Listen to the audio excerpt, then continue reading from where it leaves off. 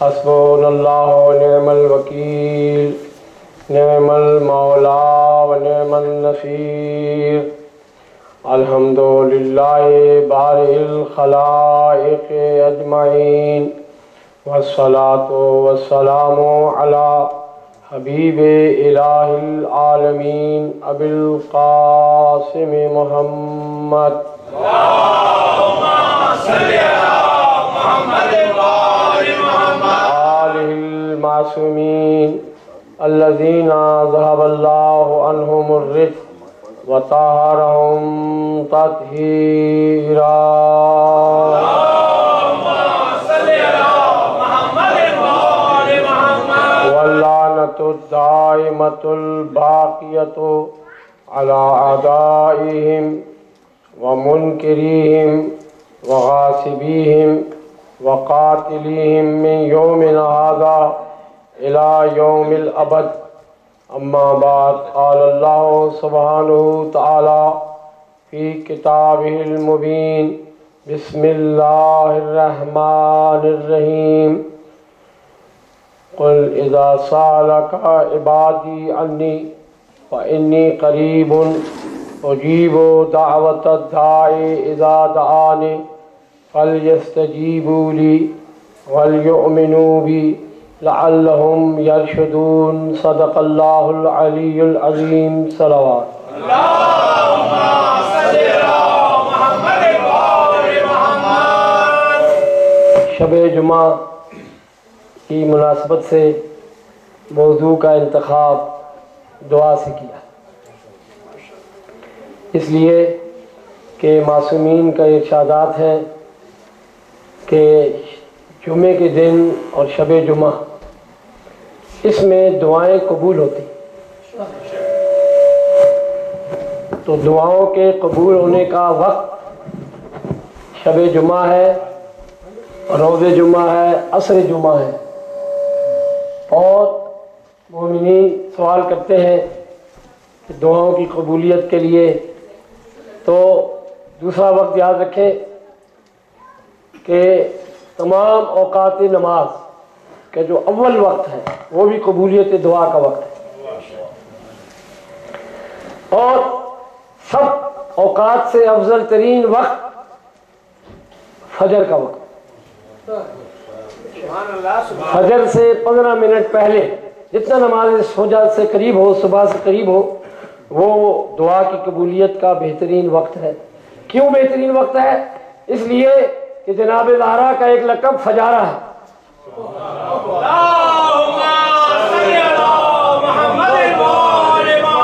اور جناب زہرا فجر کے وقت خیرات پڑھتی۔ آپ کو کبھی بھی کچھ مانگنا ہو جناب سیدہ سے تو فجر کے اوقات سے 15 منٹ پہلے، نماز فجر سے 15 منٹ پہلے آپ تہجد کی نماز پڑھیں، جناب سیدہ کی تسبیح پڑھیں، اور ان کی خاص تسبیح بھی ہے، شاید یہ یاد نہ رہ سکے، مشکل ہے، بہرحال تسبیح جناب زہرا بھی پڑھیں، نیت کریں، بی بی نیتوں کا حال جانتی ہیں، تو آپ اس وقت حاجت طلب کریں۔ بہترین دعا کا وقت نماز فجر سے 15 منٹ پہلے ہے، آپ اس میں کوشش کریں۔ صلوات پر محمد وآلہ۔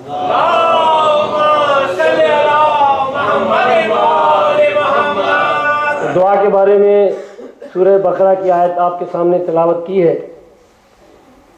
ارشاد ہے، اس حدیث کو جو میں نے شروع کیا ہے اس کو مکمل کرتے ہوئے، کہ جب شب جمعہ شروع ہوتی ہے تو اللہ کی طرف سے ایک فرشتہ ندا کرتا، منادی کرتا ہے کہ جس کا رزق تنگ ہو، کوئی ہے جس کا رزق تنگ ہو اور وہ اللہ سے شب جمعہ کو دعا کرے اللہ اس کے رزق کی کشادگی کر دے، کوئی بیمار ہے تو اللہ اس کو شفا دے دے، کوئی مظلوم ہے تو اللہ اس کی مدد کر دے، اور گنہگار ہے تو اللہ سے مغفرت کی دعا طلب کرے، اللہ اس کے گناہوں کو معاف کر دے۔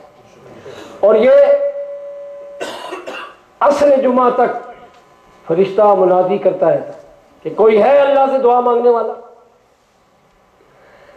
اور عصر جمعہ تک، شب جمعہ سے لے کر عصر جمعہ تک فرشتے مقرر ہیں کہ جن کے ہاتھوں میں سونے کے قلم ہیں اور جن کے پاس چاندی کے اوراق ہیں، ورق ہیں، پیج ہیں، اور وہ سوائے درود کے اور کچھ نہیں لکھتے۔ لہذا ہر روز آپ 100 دفعہ درود پڑھنے کی کوشش کریں، اور بہترین وقت بتا دیا ہے کہ فجر سے 15 منٹ پہلے بڑا قیمتی وقت۔ جو عارف ہیں وہ انتظار کرتے رہتے ہیں کہ یہ وقت ہاتھ سے نکل نہ جائے، اس وقت کی قدر کرتے ہیں، اور اس وقت میں اور روزے ہر روز 100 دفعہ تسبیح پڑھنے کی کوشش کرے اس درود کی، اور روزے جمعہ کو کوشش کرے کہ 1000 دفعہ درود کی تسبیح پوری کرے، 10 تسبیح۔ اور نہج البلاغہ میں مولا کائنات ارشاد فرماتے ہیں کہ درود ایسی دعا ہے کہ خدا اس کو رد ہی نہیں کرتا، اور درود کے ساتھ جو دعا مانگی جائے گی خدا کیسے رد کرے گا۔ لہذا بیماروں کے لیے یہ مجرب نسخہ دے رہا ہوں، اور کہ کوئی بیماری، کسی قسم کی بیماری ہو تو 14 تسبیحاں درود کی پڑھے اور ہدیہ کرے باب العواج امام موسیٰ کاظم علیہ السلام۔ اللہم صلی علی محمد وآل محمد۔ امام کو گفٹ کرے، امام کو پریزنٹ کرے، اور پھر دعا مانگے کہ بارے الہ باب العواج موسیٰ کاظم کے صدقے میں اس بیماری سے شفا عطا فرمائے، اپنے لیے کہ اللہ موذی بیماریوں سے نجات عطا فرمائے، اور جو بیمار ہوں مومنین و مومنات، اس لیے کہ آداب دعا میں یہ ہے کہ اپنی دعا قبولیت کرانے کے لیے 40 مومنین کے لیے دعا کرو۔ جناب زہرا سلام اللہ علیہا 40 مومنین کے لیے دعا کر کے پھر دعا فرمایا کرتی تھی۔ تو کردار محمد و آل محمد یہ ہے کہ خالی سیلفش اپنے لیے ہی دعائیں نہ مانگے، پہلے دوسرے مومنین کے لیے دعائیں مانگے، پھر اپنے لیے دعا کریں۔ صلوات پر محمد و آل محمد۔ اور چونکہ مضمون شروع ہو جائے گا تو اس میں یہ بات کہنا وہ بات کھپتی نہیں، اس لیے یہ پہلے بات کہہ دیتا ہوں کہ دعاؤں کی پوری دنیا میں مشہور ترین کتاب ہے جس کا نام ہے مفاتیح الجنان۔ مفاتیح الجنان کے حاشیے میں مارجن ہر گھنٹے کی معصومین نے دعائیں دی۔ یہ 24 گھنٹے میں دن گزرتا ہے، پہلے گھنٹے کی دعا، دوسرے گھنٹے کی دعا، اس طرح 24 گھنٹوں کی دعائیں امام نے مفاتیح الجنان کے مارجن میں لکھی گئی۔ دعائے صبا ہے، دعائے کمیل ہے، دعائے سماعت ہے، دعائے جوشن کبیر ہے، اور امام سجاد علیہ السلام کی دعا ہے۔ یہ سب مفاتیح الجنان میں موجود ہے۔ اور راوی کہتا ہے امام سجاد کا صحابی کہ امام سجاد کی یہ دعا الہی کیف ادعو کا وانا انا وکیف اقطع رجائی من کا وانتا انتا، مجھے اس لیے یاد ہے کہ میں اپنی پریشانیوں میں اس کو 100 دفعہ پڑھتا ہوں۔ تو یہ مفاتیح الجنان میں موجود ہے۔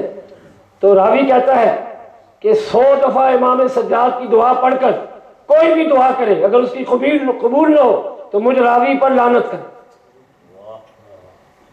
ضمانت کے ساتھ گارنٹی دیتے ہیں دعا کی قبولیت کی۔ دعاؤں کی قبولیت کی گارنٹی در آل محمد سے ملتی ہے۔ صلوات پر محمد۔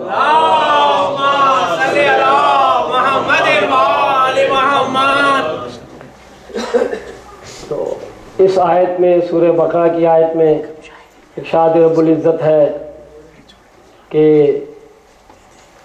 عبادت گزار میرے بندے اے رسول تجھ سے میرا ایڈریس پوچھتے، پتہ پوچھتے، اذا سالکا تجھ سے سوال کرتے ہیں انی میرے بارے میں، کہ اللہ کا کوئی پتہ بتائے. انی قریب ہوں، میرا پتہ یہ ہے کہ میں ان سے بہت زیادہ قریب ہوں. نحن اقرب الیہ من حبل الورید، شہ رگ سے بھی زیادہ قریب. یہ میرا ایڈریس، یہ میرا پتہ ہے کہ میں شہ رگ سے بھی زیادہ قریب ہوں. اجیب دعوت الداعی اذا دعان، جس وقت بھی تو تم مجھے دعا کرو میں تمہاری دعاؤں کو جواب دیتا رہوں گا. جب بھی تم مجھے دعا کرو، تم مجھے دعا کر کے پکار کے تو دیکھو. لیکن شرط یہ ہے فَلْيَسْتَجِيبُوا لِي، شرط یہ ہے کہ تم بھی تو میرے احکام کی اطاعت کرو. میں تمہیں جب بلاتا ہوں، احکام دیتا ہوں، تو میرے احکام کی اطاعت کرو. وَلْيُؤْمِنُوا بِي، اور مجھ پر یقین رکھو. جب تم مجھ پر یقین رکھو گے اور میری اطاعت کرو گے، میرے احکام کی اطاعت کرو گے، تو تم جس وقت بھی مجھے پکارو گے میں تمہیں جواب دیتا رہوں گا. صلوات پر محمد علیہ.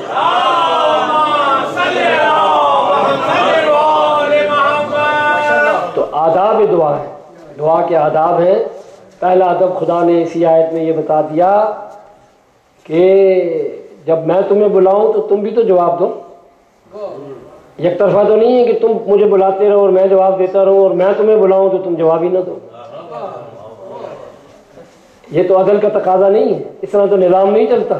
نظام تو اس طرح چلتا ہے کہ جس وقت تم مجھے بلاؤ میں تمہیں جواب دوں گا، اور جس وقت میں تمہیں بلاؤں تم بھی مجھے جواب دو اور میرے اوپر یقین رکھو. صلوات پر محمد علیہ.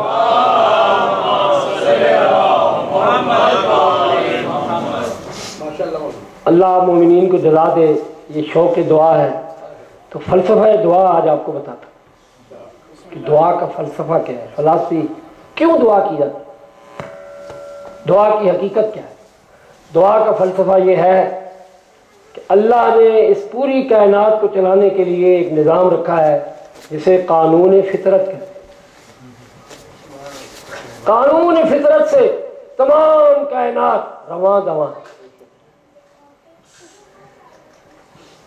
تو مثلا آگ کا کام ہے جلانا. بیج بوئیں گے، پھل کاٹیں گے، پھل دیں گے. کوشش کریں گے تو کامیاب ہوں گے. یہ قانون فطرت. کوشش نہیں کریں گے، ہاتھ پہ ہاتھ دھرے بیٹھے رہیں گے اور دعاؤں پر اکتفا کریں گے تو یہ قانون فطرت کے خلاف. تو اللہ چاہے گا تو ضرور ہو کر رہے گا، اللہ نہیں چاہے گا تو نہیں ہو کر رہے گا. تو پھر دعا کرنے کی کیا ضرورت؟ ہوگا تو وہی جو اللہ چاہے گا، اور وہ ہوگا ہی نہیں جو اللہ نہیں چاہے گا. تو دعا کرنے کی اس لیے ضرورت ہے کہ ہمارا علم محدود ہے. ہمیں معلوم نہیں کہ قانون فطرت کے مطابق ہمیں کوشش کر کے یہ کام حاصل ہوگا یا دعا کر کے مشیت خدا بندی سے یہ کام حاصل ہوگا. صلوات پر محمد علیہ.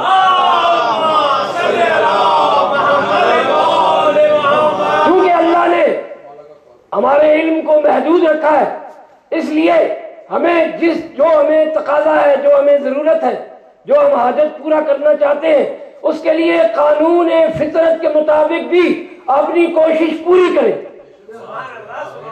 اور پھر محمد و آل محمد سے توسل کریں اپنے پورے اخلاص کے ساتھ کہ اگر قانون قدرت کے مطابق اللہ کی مشیت ہے کہ یہ کام ہو جائے تو پھر قانون فطرت کے مطابق ہوگا.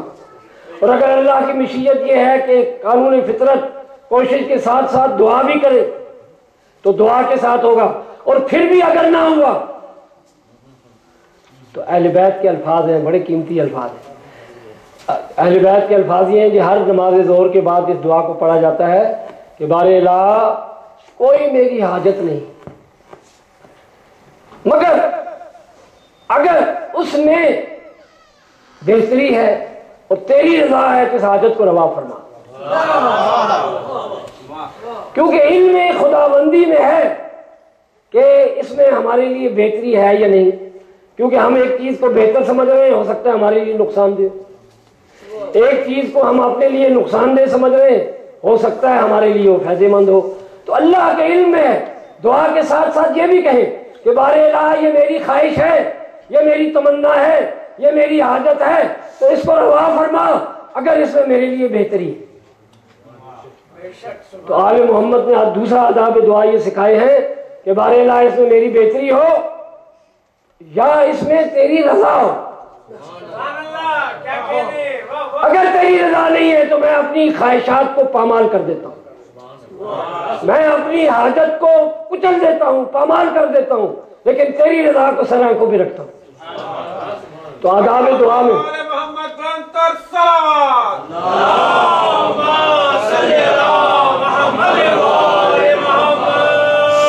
اب آپ سورہ فرقان کی اس آیت کو غور سے سنیں کہ ارشاد رب العزت ہے ادعونی، مجھے دعا کر، استجب لکم، میں تمہاری دعاؤں کا جواب دوں گا۔ لیکن ظاہر شرائط تو ہیں، آداب دعا تو ہیں، ان میں سے جیسے میں نے ابھی 2 آداب بیان کیے۔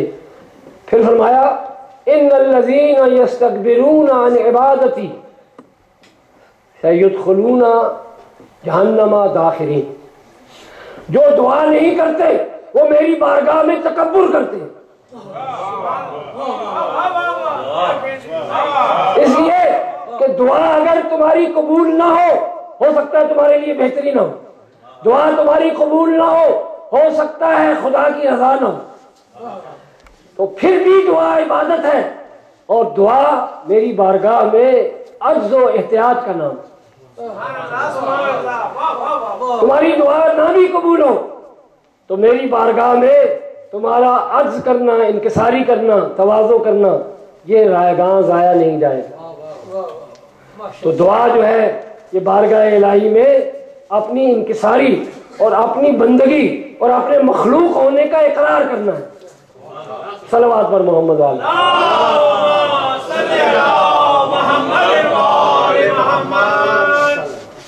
تقدیر کو 3 چیزیں بدلتی ہیں، بڑے قیمتی علوم آل محمد کے خزانے سے دے رہا ہوں، یہ آپ کو بہت فائدہ دینے والی بات ہے۔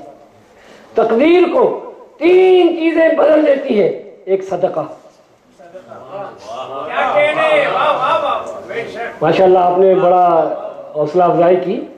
صدقے کی بھی 2 قسمیں، صدقہ بمعنی تصدیق کے، ویریفیکیشن سرٹیفکیٹ، رائے خدا میں دیتا ہے تو یہ سرٹیفکیٹ ملتا ہے کہ مومن ہے۔ اگر برائیوں کے راستے میں بے دریغ خرچ کرتا ہے تو جان لو اس کا پیسہ کھوٹا ہے،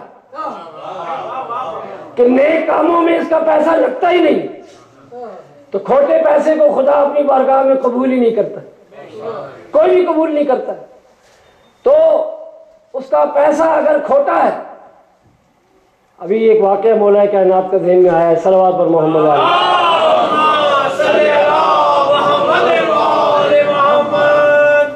کسی نے میسن تمار کھجوریں بیچتے تھے، تمار کہتے ہیں کھجور بیچنے والے کو، تمر عربی میں تمر کہتے ہیں کھجور کو، تمار کھجوروں کی بزنس کرنے والے کو تمار کہتے ہیں۔ تو میسن تمار مولا کے اس درخت کو پانی دیتے تھے کہ یہاں پر علی کی محبت میں مجھے قتل کیا جائے، انتظار میں تھا کہ علی کی محبت میں میری جان لی جائے۔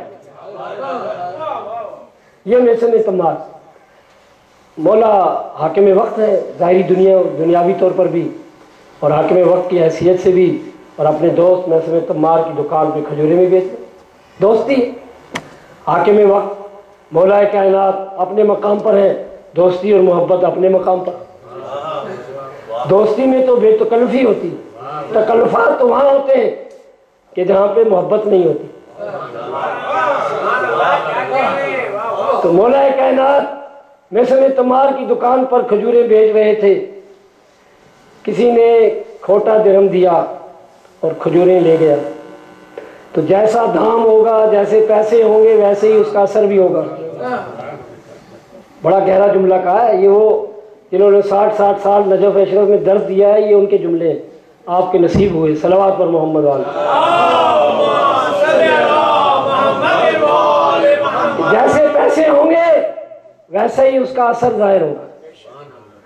گھر پہ گیا، بیگم کو کہا بیگم بڑی خوشی ہوئی کہ میرے لیے تحفہ لایا ہے. آپ بیگم کے لیے تحفہ لے کے جائیں، بڑی خوش ہو جائے گی. اس میں قیمت کی بات نہیں ہے، تحفہ لے جانے کی بات ہے. چاہے کچھ بھی لے جائیں. صلوات پر محمد والے.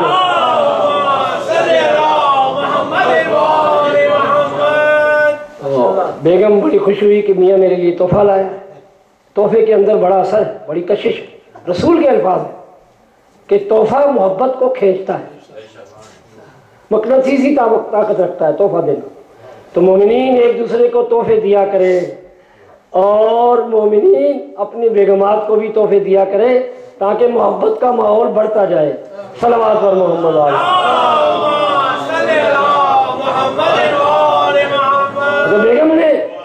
جب بیگم نے کھولی تحفے کو کھولا تو اس میں کھجوروں کے بجائے مینگنیاں تھیں، بکری کی مینگنی. بیگم نے کہا اچھا تحفہ لائے، مجھ سے مذاق کر رہے ہیں، تحفہ لائے تو بکری کی مینگنی اٹھا کے لے آیا. وہ آیا مولا کائنات کے پاس، کہنے لگا یا علی یہ آپ نے کیا دیا ہے؟ میں نے تو آپ کو درہم دیا تھا، آپ نے بس کے میں یہ مجھے بکری کی مینگنیاں دے دی. مولا علی نے کہا کیا تیرا پیسہ کھوٹا تو نہیں تھا؟ جیسا پیسہ دو گے ویسے ہی اثر دیکھو گے. صلوات پر محمد والے.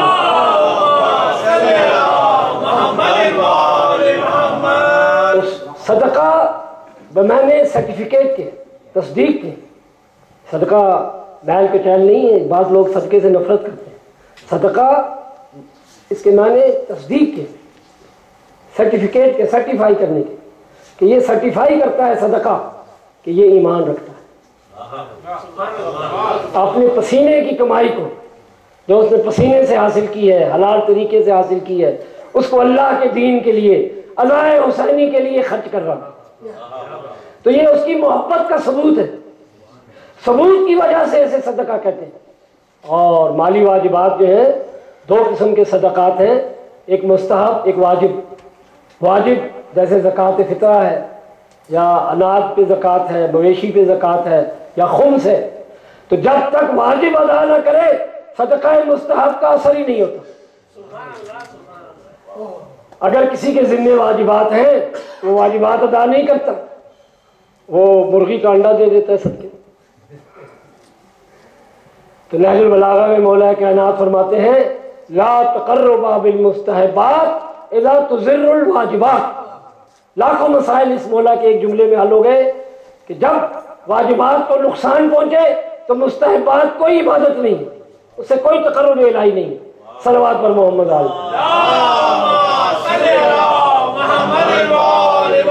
ماشاءاللہ آپ بڑی عزت دیتے ہیں، آپ بڑے عظیم لوگ ہیں کہ میں اتنی تلخ بات بھی کہتا ہوں آپ مسکرا کے برداشت کرتے ہیں. صلوات پر محمد علی. یہ آپ اس لیے برداشت کرتے ہیں کہ مولا کی محبت رکھتے ہیں، مولا کا کلام برداشت کرتے ہیں. اگر میں مولا کا کلام نہ کہوں تو میں کہنے کی ہمت بھی نہیں رکھتا. صلوات پر محمد علی. تو صدقہ بلا کو ٹال دیتا ہے. دوسرا احسان تقدیر کو بدل دیتا ہے. حسن سلوک، احسان. آپ کسی ضرورت مند پر احسان تو کر کے دیکھیں، تقدیر بدل دیتا. اس کسی حاجت مند کی کوئی حاجت جو اس کی ہو صحیح جینوئن، اس کی آپ حاجت روائی کر کے دیکھیں، تقدیر بدل جائے گی. دعا لگتی ہے. اور تیسرا دعا، دعا سے موت بھی ٹل جاتی ہے. یہ میں 3 نسخے آپ کو دیے ہیں اللہ کی رحمتیں، برکتیں اور بقا کے لیے. احسان، صدقہ اور دعا موت کو بھی ٹال دیتا ہے. صلوات پر محمد والے.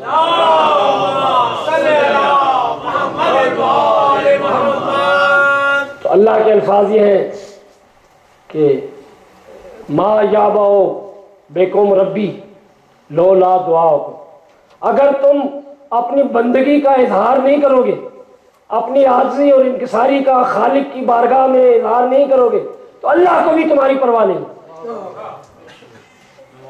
تم تکبر کرو گے خالق کے سامنے، رب العالمین کے سامنے. رب العالمین کے سامنے تو 14 معصومین بھی انکساری کرتے ہیں جو ہر گناہ سے پاک ہے. صلوات پر محمد وآلہ.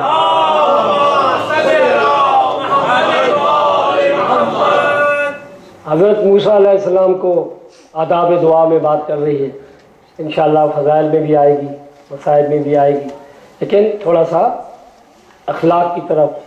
مولا کا حضرت موسیٰ علیہ السلام پر وحی کی اللہ کہ اے موسیٰ میں نے 6 چیزوں کو 6 چیزوں میں چھپا رکھا ہے. لوگ اس کو غیر محل میں تلاش کرتے ہیں، جو اس کی پراپر جگہ ہے کمپیٹنٹ، وہاں تلاش نہیں کرتے، کبھی نہیں پا سکتے. وہی پائیں گے کہ جہاں اللہ نے پراپر طریقے سے کمپیٹنٹ طریقے سے رکھی ہے، وہاں جائیں گے تو وہ یہ 6 خزانے پائیں گے. سب سے پہلے علم. آپ کا وقت نہیں ہے اتنا، ورنہ یہاں پر مجھے مولا کا ایک اور کلام یاد آیا ہے، لیکن پھر انشاءاللہ کسی موقع میں. صلوات پر محمد وآلہ.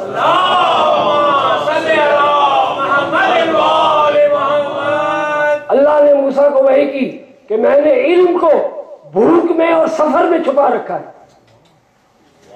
لوگ اسے شکم سیری میں اور گھر بیٹھے لینا چاہتے ہیں تو کبھی علم نہیں پا سکتے.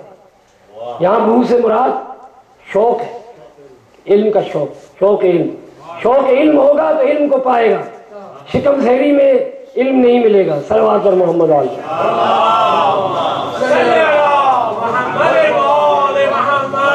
عزت کو میں نے اپنی اطاعت میں چھپا رکھا ہے. لوگ اسے بادشاہوں کے درباروں میں تلاش کرتے ہیں،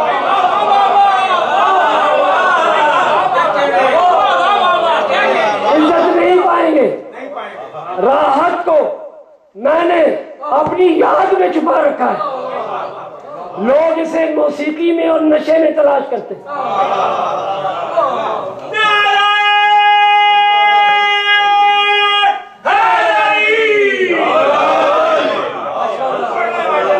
حدیث کے الفاظ یہ ہے کہ مادی لذتوں میں چھپا رکھا ہے. میں نے مادی لذتوں کو مطالعہ کیا اب دنیا کے ماحول میں، تو نشے سے لوگ سکون پانا چاہتے ہیں. موسیقی کی فلسفی ہے. موسیقی کو آقا خمینی نے فرمایا میوزک از اوپیم. موسیقی بھی ایک نشہ ہے، ایک افیون ہے. تو یہ آرام دینے کے بجائے اور موذی بیماریوں کا سبب ہے. تو یاد میں نے راحت کو، آرام کو اپنی یاد میں چھپا رکھا ہے. لوگ اسے نشے میں تلاش کرتے ہیں، کبھی راحت نہیں پا سکتے. میں نے تونگری کو کنات میں چھپا رکھا ہے. لوگ اسے لالچ و حرص میں تلاش کرتے ہیں. تو سب سے زیادہ محتاج وہی ہے جو سب سے زیادہ لالچی. چاہے وہ آج کا جو میتھمیٹک چلا گیا نا، یہ ٹریلین پہ چلا گیا. پہلے ملین تھا. عرب میں تو آج بھی 1000 سے اوپر گنتی نہیں. وہ الف کو گھماتے ہیں آلاف. لیکن جو ماڈرن ملین آئی، پھر ملائی آئی، اب آج کی گنتی چلی گئی ہے ٹریلین. ٹریلین میں چلی گئی. تو ٹریلین جیسے ملینر، اگر ٹریلینر بھی ہو اور اگر وہ حریص اور لالچی ہو تو اس سے زیادہ کوئی فقیر نہیں.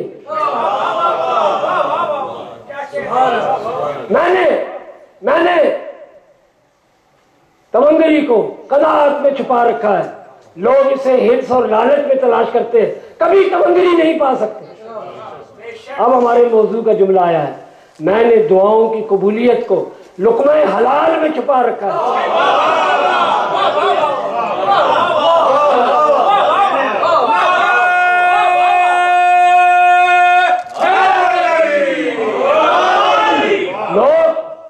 لوگ عبادتوں کو، دعاؤں کو لقمہ حرام میں تلاش کرتے ہیں، لہذا کبھی قبولیت نہیں پائیں گے. مولا آپ کو اس کا اجر عطا فرمائے. تو اللہ نے انسان کی تخلیق میں، ابھی جو میں آپ کو بیان دے رہا ہوں یہ روحانی سلسلے سے مجھے ملا ہے، آپ اس کی قدر کیجیے. روحانی کا مطلب ہے میٹیریل نہیں، ایک اسپرچول سلسلہ ہے. جو انسین اور ہے عقل کی بات، یہ الفاظ ثابت کرتے ہیں کہ یہ روحانی۔ صلوات پر محمد والا۔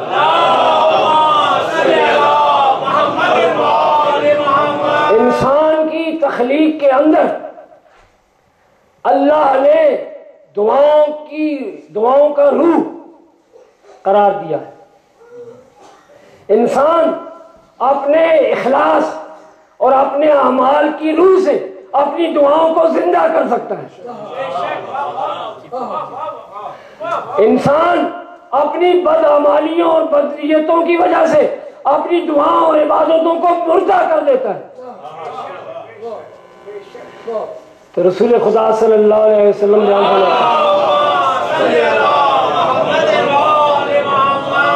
کہ 3 ساتھی تھے، ایک ساتھ سفر کر رہے،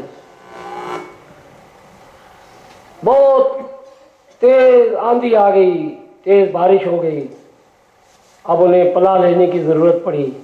انہیں غار نظر آئی پہاڑ کے نیچے، اس غار میں چلے گئے۔ تیز آندھی کی وجہ سے پہاڑ سے ایک بڑا پتھر آیا اور غار کا منہ بند کر دیا۔ غار کا منہ بھی بند ہو گیا، اب اس پتھر کو ہٹا بھی نہیں سکتے، اور اندھیرا، نہ کوئی ٹارچر ہے نہ کوئی لائٹ ہے۔ گھبرا گئے اندھیرے سے، اور پھر جب ذہنی طور پر ٹینشن ہوتی ہے کہ اب اس پتھر کو کیسے ہٹائیں گے، سارے مایوس ہو گئے، پریشان ہو گئے۔ ان میں ایک اللہ کا ولی بھی تھا۔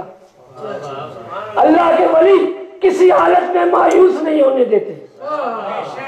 یہ نہج البلاغہ میں مولا علی کا جملہ ہے۔ سمجھدار وہ ہوتا ہے کہ ہر حالت میں کوئی نہ کوئی راستہ نکال لیتا۔ مولا کائنات فرماتے۔ تو ایک نے کہا کہ دیکھو، آپ نے اللہ کے لیے کبھی کوئی اخلاص سے کام کیا ہو، آج اس کا ذکر کرو اور اللہ سے محبت اور اخلاص کا واسطہ دو کہ اللہ ہمیں اس مصیبت سے نجات دے۔ ایک نے کہا ہاں، میں بھیڑ بکریاں چراتا ہوں، رات کے وقت اپنے ان مویشیوں کا دودھ گھر لے کے جاتا ہوں، میں اپنے بچوں کو بعد میں پلاتا ہوں، پہلے اپنے ماں باپ کو پلاتا ہوں۔ ایک رات میں دیر سے گیا، ماں باپ سو چکے تھے، تو میں وہ دودھ لے کر پوری رات کھڑا رہا اور ان کو نہیں جگایا کہ ان کے آرام میں خلل نہ آئے۔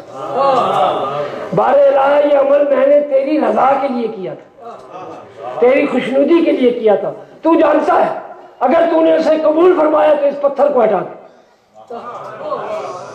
یہ دعا کرنی تھی اخلاص کا واسطہ دے کر، تو وہ پتھر تھوڑا سا ہٹ گئے۔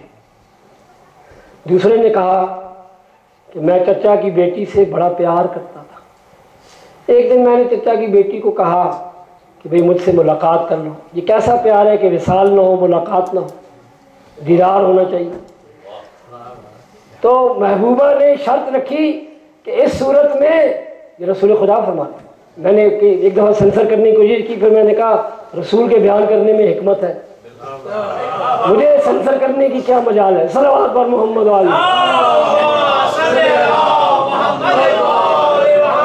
تو محبوبہ نے شرط رکھی کہ میں اس صورت میں ملاقات کروں گی، وصال کروں گی، دیدار کا موقع دوں گی کہ تم میرے لیے قیمتی تحفہ لے کر آؤ۔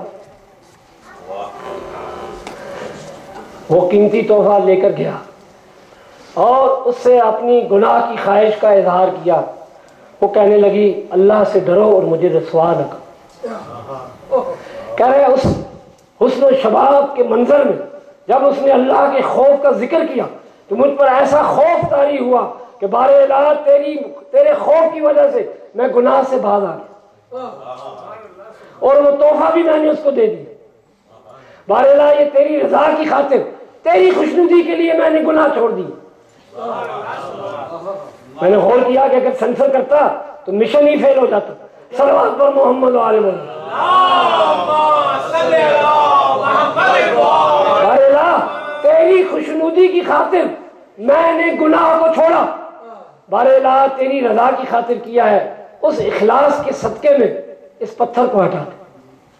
تو وہ پتھر اور زیادہ ہٹ گیا۔ آخری ایک نوجوان رہ گیا تھا، اس نوجوان نے یہ کہا کہ میرے پاس ایک ورکر ڈیلی ویجز پہ تھا، آدھا درہم میں نے اس کے ویجز مقرر کیے، اس نے کام کیا، اپنا کام مکمل کرنے کے بعد غائب ہو گیا، پتہ نہیں، مجھے نہیں پتا کیوں غائب ہو گیا۔ میں نے اس کے آدھا درہم کو بطور امانت رکھا اور دفن نہیں کیا، بلکہ میں نے اس کو تجارت میں انویسٹ کر دیا۔ اس آدھے درہم سے وہ 10,000 درہم ہو گئے۔ اتنے عرصے کے بعد وہ پریشان ہوا تو واپس آیا۔ اس نے کہا بھئی میرا وہ آدھا درہم دے، میں بڑی پریشانی میں ہوں۔ اس نے کہا آدھا نہیں، 10,000 درہم میں تجھے دیتا ہوں۔ تو آدھے درہم سے آج تک 10,000 درہم ہو گئے۔ بہرحال میں نے یہ صرف تیری رضا کے لیے کیا۔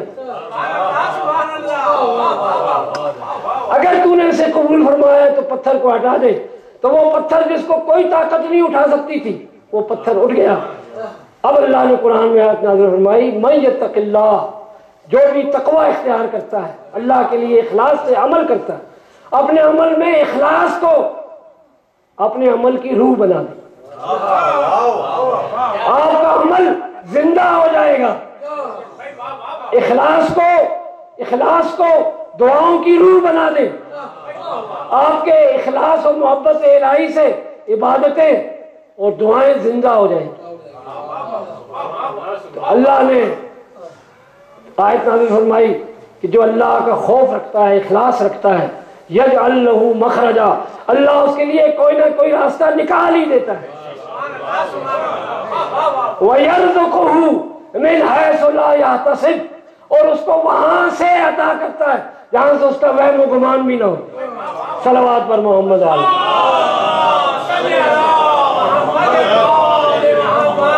آپ کے لیے بہت کچھ انتخاب کیا تھا، انشاءاللہ یہ میرے آخری چانس نہیں ہے، اور بھی موقع ملتے ہیں، آپ کو سناتے رہیں گے۔ صلوات پر محمد علیہ۔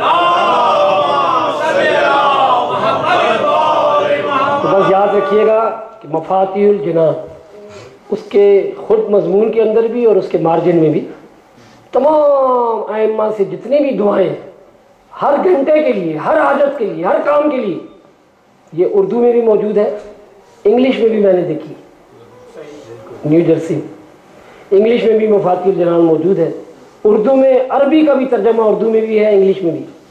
تو آپ اس کتاب سے ضرور فائدہ اٹھائیں اور اس کتاب سے استفادہ کریں، یہ علوم آل محمد کے روحانی تحفہ ہے۔ صلوات پر محمد۔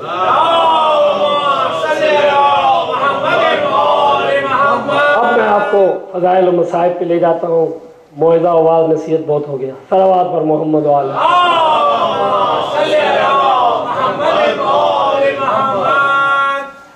مکے میں قحط پڑ گیا،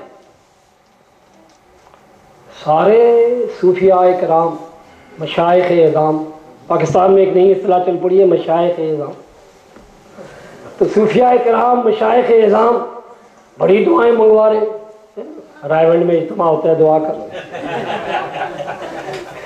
پھر بسترے اٹھائے ہوئے، کہا جی دعا کا اجتماع، دعا کے اجتماع میں جا رہے ہیں اور دعائیں کر رہے ہیں اور قحط دور نہیں ہو رہا، اور بات بھی مکے کی ہے، مسجد الحرام کی ہے، وہاں حاجیوں کی دعائیں قبول نہیں ہو رہی، کیونکہ دعاؤں کے اللہ نے آداب رکھے،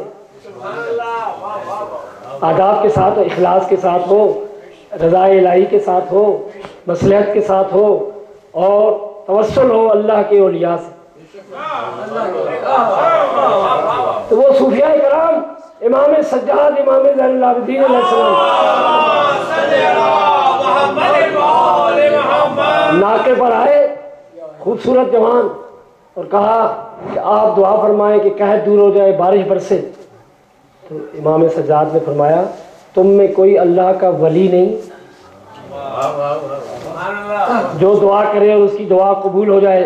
امام سجاد نے دعا شروع کی، دعا کے الفاظ سنے، وہ جو دعاؤں کا شوق رکھتے ہیں، مومنات باتیں کرنے کا بڑا وقت مل جائے گا، لیکن امام کی یہ دعا شاید نصیب ہو۔ صلوات پر محمد علیہ۔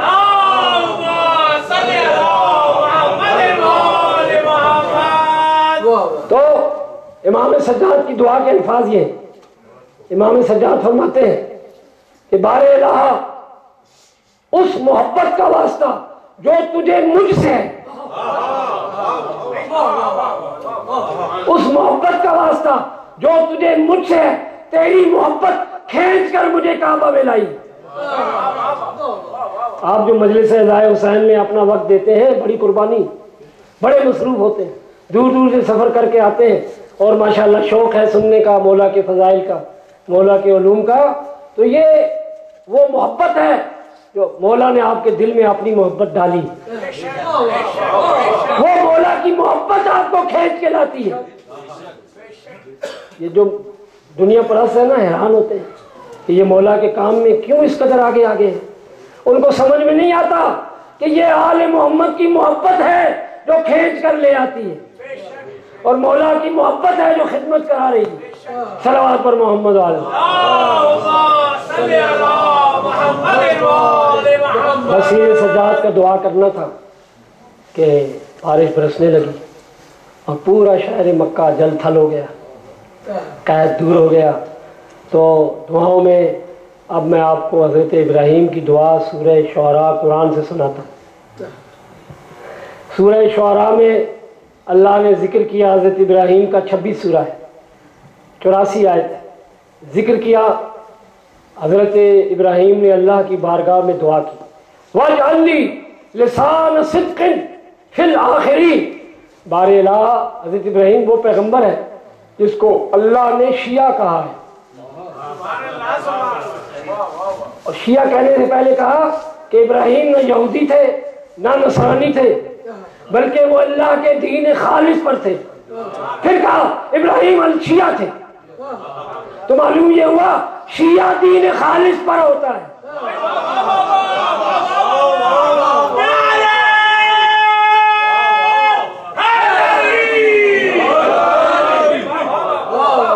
پاکستان میں تو میں بیان کرتا ہی رہتا ہوں، مجھے ہیوسٹن میں بھی معلوم ہوا کسی نے نعرے لگوائے کافر کافر شیعہ کافر، اور میری اس سے مٹ بھیڑ ہو گئی، آمنا سامنا ہو گیا، مولا نے کرا دیا۔ تو وہ کہنے لگا قرآن کے بغیر میں بات نہیں مانتا۔ میں نے کہا قرآن میں ہے ان من شیعۃ الی ابراہیم، ان من شیعۃ الی ابراہیم، کہتا کہاں ہے؟ میں نے کہا سورہ یاسین یاد رکھنا، 36 سورہ ہے، اس کے بعد سورہ 37، سورہ 37 میں اللہ فرماتا ہے کہ ابراہیم شیعہ تھے۔ کہنے لگا یہ تو میرے پیروں سے زمین نکل، ہم تو سمجھے کہ شیعہ آپ پیدا ہوئے، شیعوں کا تو کوئی وجود ہی نہیں، ہسٹری نہیں۔ اب میں آپ کو ایک جملہ سناتا ہوں جو حج کے دوران میں ابا کبا میں جان بوجھ کے تھا، کیونکہ مجھے مولا کی سرپرستی حاصل ہوتی ہے، بعض لوگ رومال میں رہتے ہیں کہ ہمیں کوئی شیعہ مولوی پہچانے ہی نہیں، لیکن میں جان بوجھ کر امامے میں ابا کبا میں، تاکہ کوئی مولا کا محب مجھ سے شرعی مسئلہ پوچھے اور میں اپنی ڈیوٹی ادا کروں گا، مولا اپنی ڈیوٹی ادا کرے گا۔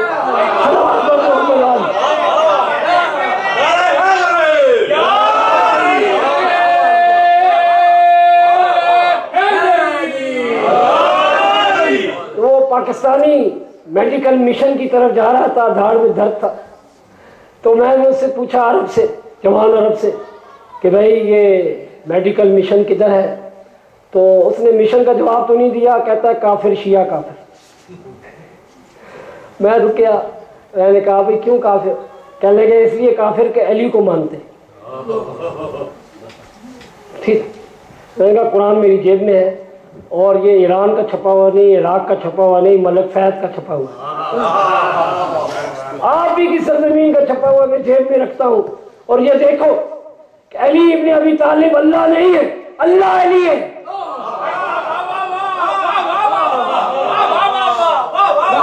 آیت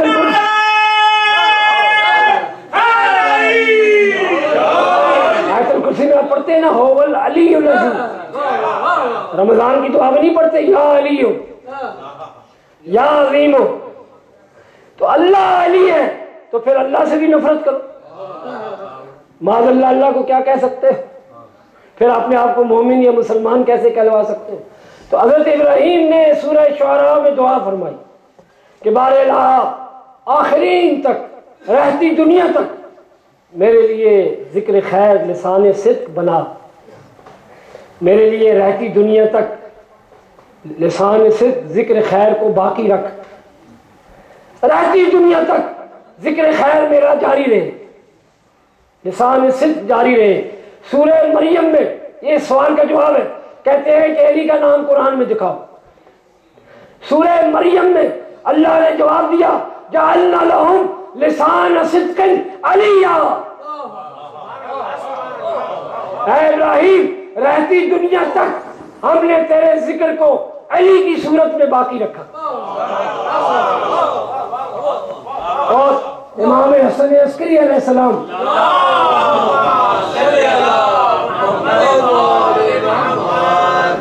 تفسیر میں فرماتے، تفسیر امام حسن عسکری کہ علی سے مراد جو سورہ مریم میں آیا کہ ابراہیم کو اللہ نے جواب دیا کہ ہم نے رہتی دنیا تک تیرے ذکر کو ذکر علی میں باقی رکھا،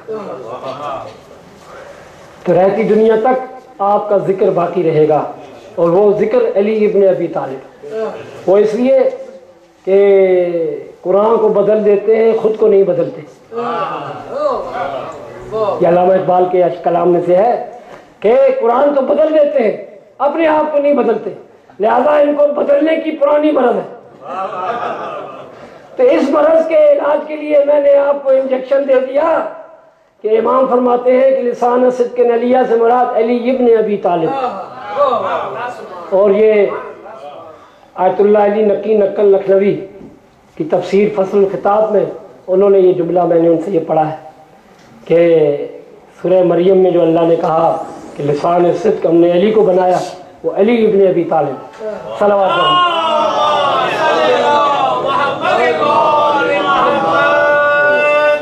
مولا کا ذکر جاری رہے گا۔ یہ ذکر اتنا ہے کہ سارے قلم درخت قلم بن جائیں، سارے سمندر سیاہی بن جائیں، سارے جنات میں انسان لکھنے بیٹھ جائیں، علی کے فضائل ختم نہیں ہوتے۔ اس کی مثال یوں ہے کہ جب سمندر میں موجیں موجزن ہوتی ہیں تو جب تک کنارے پہ نہ پہنچ جائیں ان کو قرار نہیں آتا، جب تک انسانیت کے ہر گھر تک فضائل علی نہیں جائیں گے اس وقت تک یہ دنیا کو قیامت نہیں آ سکتی، آخری دن نہیں آ سکتا۔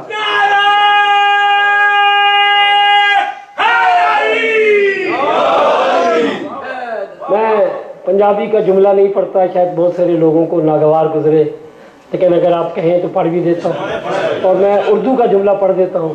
تو اردو کا جملہ یہ ہے کہ انسان کو بیدار تو ہو لینے دو، ہر قوم پکارے گی ہمارے یہاں سے۔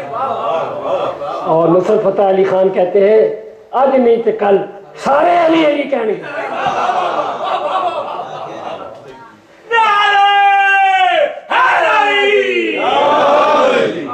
آپ کے مولا کا فرمان ہے کہ ہر زبان ایک انسان ہے، انسان فکر سے ہے، زبانوں سے نہیں۔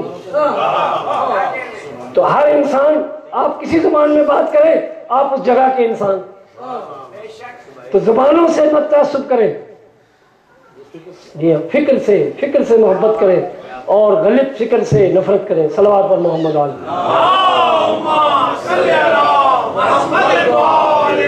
انہوں نے انشاءاللہ کل میرا دوسرا موضوع ہے، انشاءاللہ گھروں کی جو مجالس ہوں گی تو خیال رکھوں گا اس مضمون کو پورا کروں۔ صلوات پر محمد علیہ۔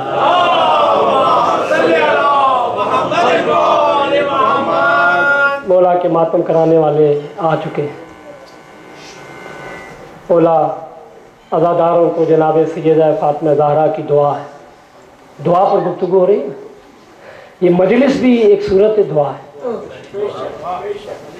یہ مجلس اعلیٰ ایک دعا کی صورت ہے، ایک عبادت کی صورت ہے، اور جناب سیدہ نے اسی لیے دعا فرمائی ہے۔ میں اس کو وقت نہیں ہے، مناسبات سے، ترتیب مسائل کی مناسبت سے گنجائش نہیں ہے، اور اتنا عرض کروں گا کہ امام محمد باقر علیہ السلام نے اپنے گھر میں مجلس اعزا کا اہتمام کیا۔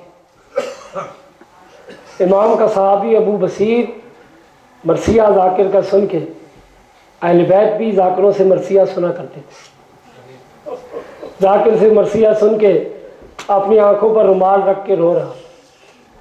آپ کے مولا باقر نے فرمایا ہے ابو بصیر میرے جد حسین کے غم میں رو کیوں نہیں رہے؟ کہتے مولا میرا رومال تو بھیگ چکا ہے، میں رو رہا ہوں۔ کہا نہیں اس طرح رو جس طرح زہرا جنت میں روتی ہے۔ زہرا پوچھا مولا حسین کی ماں فاطمہ زہرا جنت میں کیسے روتی ہے؟ کہا اپنے بالوں کو بکھیر کر اونچی آواز سے چیخ کر کہتی ہے واہ تشا واہ ابنا واہ حسینہ۔ عزادارو مولا آپ کو سوائے غم اہل بیت کے کسی غم میں نہ رلائے۔ شب عاشور کو امام حسین کربلا کے بچے 3 دن کے بھوکے بھی ہیں اور پیاسے بھی ہیں۔ ان بچوں میں حسین کی پیاری بہن زینب کے لاڈلے اول محمد بھی ہیں۔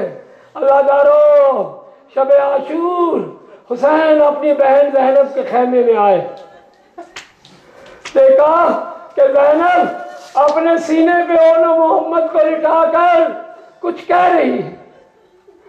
جب مولا حسین بھائی کو آتے ہوئے دیکھا تو زینب خاموش ہو گئی۔ حسین نے پوچھا بہن زینب بتائیے آپ اول محمد سے کیا کہہ رہی تھی؟ زینب نے کوئی جواب نہ دیا۔ عزادارو صبح عاشور کو وہ مرحلہ آیا، کسی معمو پر خدا کرے ایسا مرحلہ نہ آئے۔ اول محمد مولا حسین کے پاس آئے اور مرنے کی اجازت مانگ رہے ہیں۔ حسین جیسی بہن زینب کے بیٹے اور مرنے کی اجازت مانگ رہے ہیں۔ خدا کسی معمو پر ایسا وقت نہ لائے، لیکن حسین بے کس ہے، حسین مشیت خداوندی کے آگے مجبور ہے۔ عزادارو اول محمد سے کہا جاؤ اپنی ماں سے اجازت لے کر آؤ۔ عزادارو بچے ماں کے پاس آئے، اول محمد نے ماں کو سلام کیا۔ بچے جب سلام کرتے ہیں نا تو ہم اپنے بچوں کو زندگی کی دعا دیتے ہیں، جینے کی دعا دیتے ہیں۔ اب زینب سے مرنے کی اجازت مانگ رہے ہیں، اب ماں جینے کی دعا کیسے دے؟ عزادارو یہ ہے اول محمد۔ میدان کربلا میں آئے، میدان کربلا کا دستور تھا جو بھی آتا تھا اس کا حسب نسب پوچھا جاتا تھا کہ تم کس کے بیٹے ہو۔ ماں نے یہ سمجھایا تھا کہ جب تم سے پوچھا جائے تمہارا حسب نسب کیا ہے تو کہنا حسین کی کسی کنیز کے بیٹے ہیں، حسین کی کسی کنیز کے بیٹے ہیں، اپنا حسب و نسب نہ بتانا۔ عزادارو پیاسے یہ بچے 3 دن کے بھوکے اور پیاسے، ایسی جنگ کی کہ لشکر کو علی کی جنگ یاد آ گئی، علی کی جنگ یاد آ گئی۔ زخمی ہوئے، گھوڑے سے گرے، حسین لاش پر آئے، لاشوں کو اٹھا کر خیمہ گاہ میں لائے اور زینب سے کہا بہن شب عاشور جب میں آیا تھا تو میں نے آپ سے پوچھا تھا آپ بچوں سے کیا کہہ رہی ہیں تو آپ نے مجھے نہیں بتایا تھا، مجھے معلوم ہو گیا میدان میں سارا لشکر کہہ رہا تھا تم اپنی زبان سے نہ بتاؤ، تم علی کے نور نظر ہو، حسین کے بھانجے ہو۔ عزادارو ایک منزل وہ آئی کہ سید سجاد کو بیوی زینب کبریٰ فرماتی ہے کہ شہداء کے سروں کی زیارت کرا دو، شہداء کے سروں کی زیارت کرا دو۔ عزادارو علی اکبر کے سر کا استقبال ام لیلہ نے کیا، اپنی گود میں لے کر اپنے جوان کڑیل کے سر پر مرثیہ کہا۔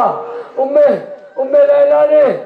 لیلہ نے اور ام فروہ نے قاسم کے سر کو اپنی گود میں لیا، ام کلثوم نے عباس کے سر کو اپنی گود میں لیا۔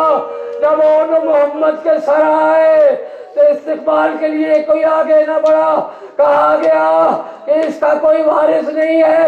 آواز آئی اس کی وارث موجود ہے لیکن حسین کے عزاداری میں اتنی مصروف ہے کہ اپنے بھائی حسین کے سر کا انتظار کر رہی۔ الا لعنت اللہ علی القوم الظالمین سیعلم الذین ظلموا ای منقلب ینقلبون۔